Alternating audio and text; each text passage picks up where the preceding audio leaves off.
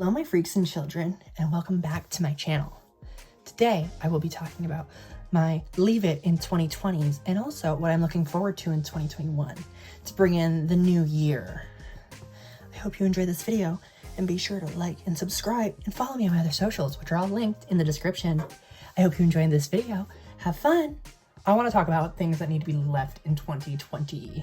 I would say Miss Rona herself, because I believe she should be left in 2020. However, that doesn't seem like a possibility, unfortunately. So instead, my first and foremost thing, not wearing a mask, not following guidelines, and ignoring public safety, just because, you know, God will protect you. Oh, Jesus. And to Gross. all those influencers out there who aren't gonna see this and are never gonna see this, stop what you're doing and just stay home. I need to put it to rest. Put it to rest for 2021. Let's be respectful and let's just stay home when we can. Because bitch, that's what we need to be doing right now. We need a pandemic, bitch. Not like, you know, new rules or anything. Like I got no rules, I count them. like these been in place. And y'all are still breaking these rules that have been in place for almost a year. Fucking follow the guidelines. I'd like to keep it on, please. Okay, dark humor. This is a big one because people have been talking about this on TikTok. Now, don't get me wrong. I love a good, like, jabby, witty joke that, like, is an insult joke. I love insult comedy. But here's the thing. Saying you have dark humor, saying something homophobic or racist, that's not dark humor. You're an ass. It's excusing moronic, dumb behavior, which is not necessary in the slightest. So, get that shit on my motherfucking face. I don't want to see it. I don't want to see it. I don't want to hear it. I don't want it. It's always some straight cis man talking about how, it's like, it's dark humor. If you can't get it, it's a joke. It's like, or is it a fallback for you to be homophobic? Like, no. Oh, and here's one. Transphobia. It's gotten terrible this year, and that's not appropriate. The fact that we're letting transphobes get away with shit and, like, say shit that we let them get away with, it's fucked, honestly. Hold. TikTok.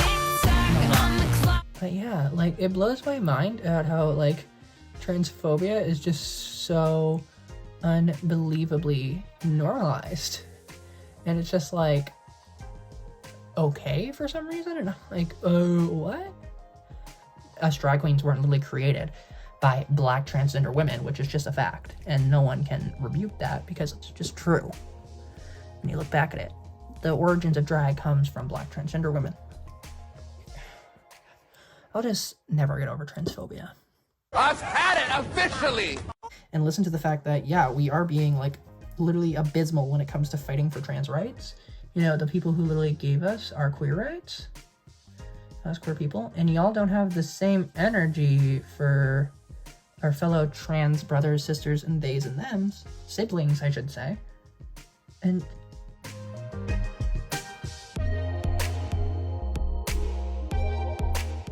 tearing down other influencers for no good reason. And my example here is the whole Charli D'Amelio thing, where it was like the lunch and everyone got mad because Charli was like, I want to have 100 million followers by the end of the year or some shit. Everyone was like, oh my God, she's so privileged and entitled. You look like Linda Evangelista. You're a model. Everything about you is perfect. Did you stone those tights? Oh, you're smiling. She doesn't understand the idea that we're all people and she treats everyone like numbers who follows her. No.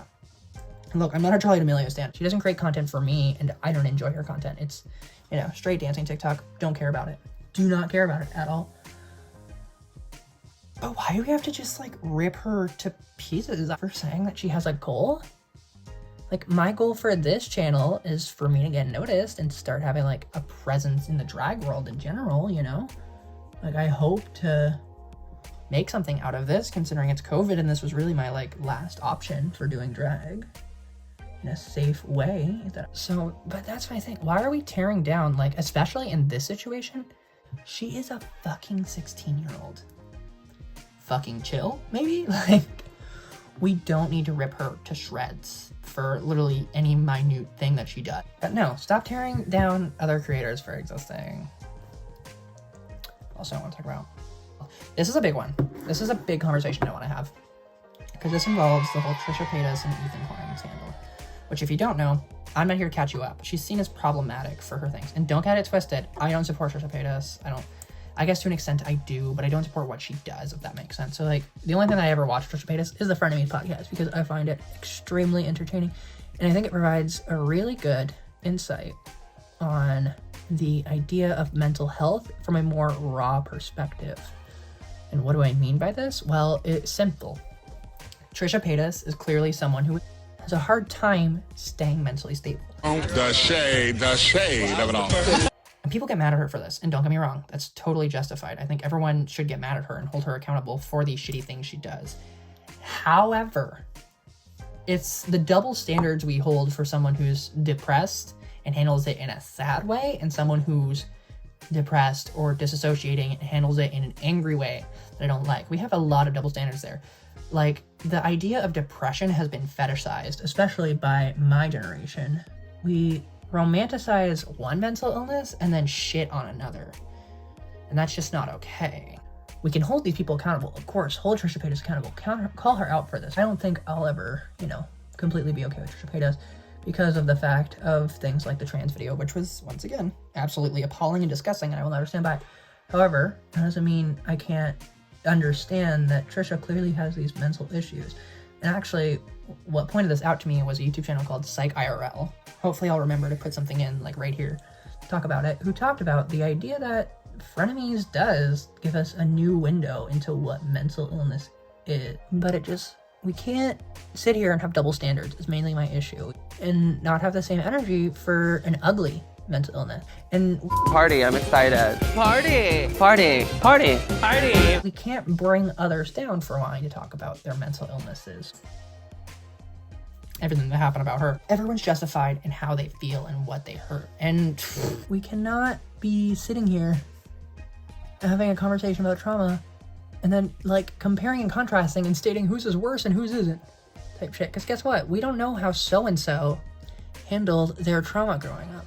No one knows how anyone processes anything except for you. You know how you process stuff, and that's it. And sometimes you don't even know how you process stuff, So that's another thing that I want to talk about. The whole disabling of feelings that we've been doing. But what we can do is stop disabling these people who are trying to tell us what's wrong. That's our bare minimum, and we should be doing a lot more than the bare minimum. We need to listen. Someone tells you they're hurting, and it's because of the racial issues that exist very prominently in our world. Guess what? We need to listen to them. Stop telling people how to feel. No, you're the one that's upset. I'm not upset. Do I look upset? It was not the white guys who were not the white cis men who was doing the work when it came to queer rights. Don't get me wrong, they were there. However, it was the black trans women who were doing it. And it's more times than not always the women in the minorities doing it. Stop telling people how to feel and start standing up. Ask people around you who are of color. Allowing content creators to get away with crime. That's a good one too. So first off, content creators get away with anything bullshit. Like, not acceptable anymore. You cannot sit here and just be okay with that. Okay with the hurt that she's caused.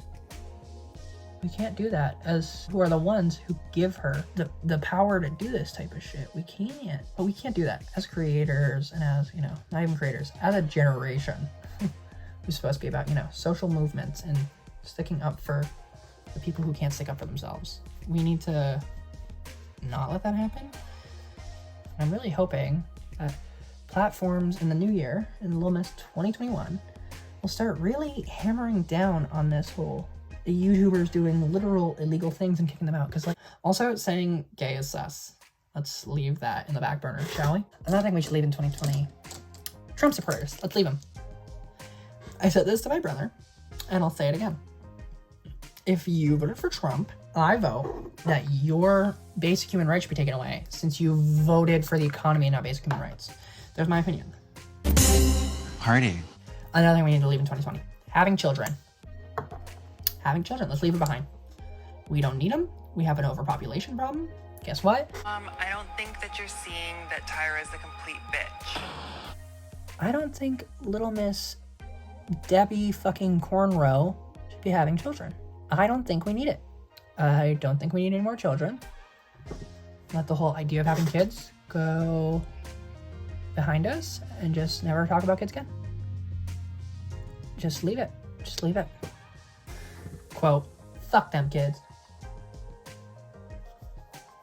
Ooh, this one's a good one. Rewarding white straight cis people for doing the bare minimum. Like, literally. I don't mean to make this like controversial or nothing. Harry Styles is mediocre. And I don't mean like music wise. I mean like the whole people being like, oh my god, he does so much for gender. He pushes the gender norms. No. Black gay people have been doing it for years. Like Billy Porter. He's been doing it, sis. He's been doing everything. Why are we rewarding straight cis people for things that have already, first off, been a thing? Sis, she done did it. And not praising the people who actually have been doing it. Like, we can't... Huh? Go follow Billy Porter on everything. Give him his just deserve. Give him all the following. Make him the most known celebrity. And it's like, oh god, Billy just deserves the world, frankly. I can make a whole video dedicated to how amazing Billy Porter is. I really could. I need makeup brands. Okay, this one's a little bit controversial. Stop making makeup brand celebrities. There's my team. We don't need it. We don't want it. Like, random celebrities who are making makeup brands just to make makeup brands and make money.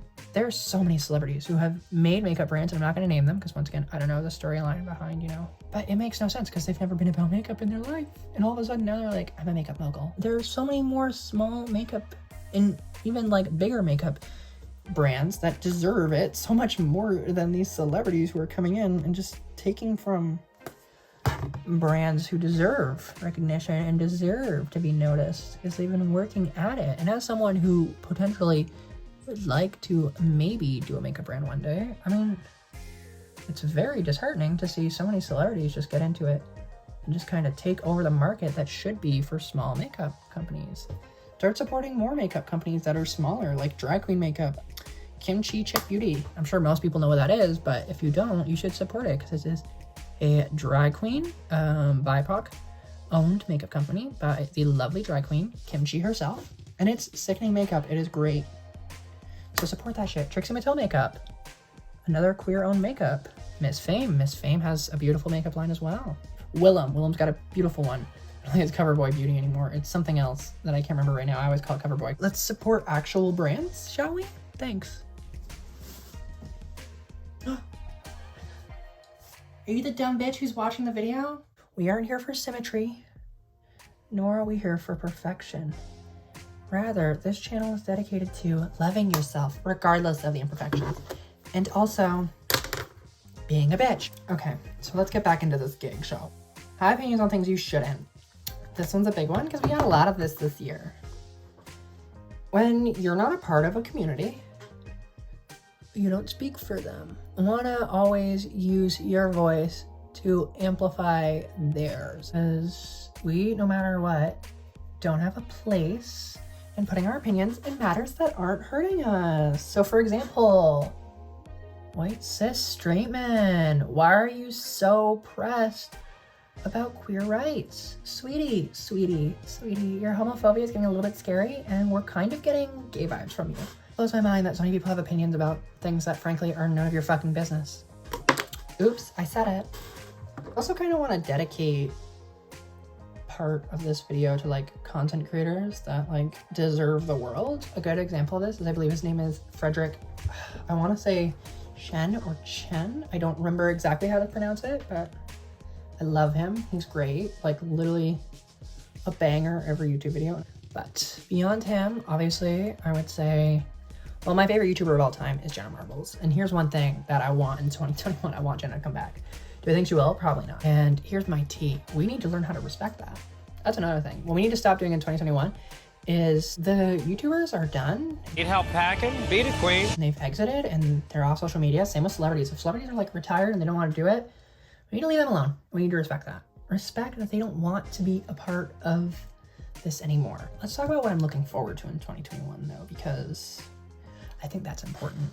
The music. The music this year was stunning. Some of my favorites were Cyrus's new album. Love it. What else did I love? I love Dua Lipa's album. Creme de la Creme. Loved Corpse Husband music this year. That was great. If anyone knows who Corpse Husband is, I thought he did great. Choke Me Like You Hate Me. Choke me like you hate me. Shit. Look at that. Look at that beauty. Get your coin, bitches. Cut the cameras. Dead ass. welcome to the new year, bitches. This has been my video on what I expect in the new year. But this is the look. I just want you to admire it. I worked really hard on it. And I can't breathe in this corset. I want progress. Hold on. Follow the COVID rules. And wear a fucking mask. Okay, sweeties? Okay. Thank you for watching this video. Like and subscribe. And don't forget to check out my other socials. Goodbye.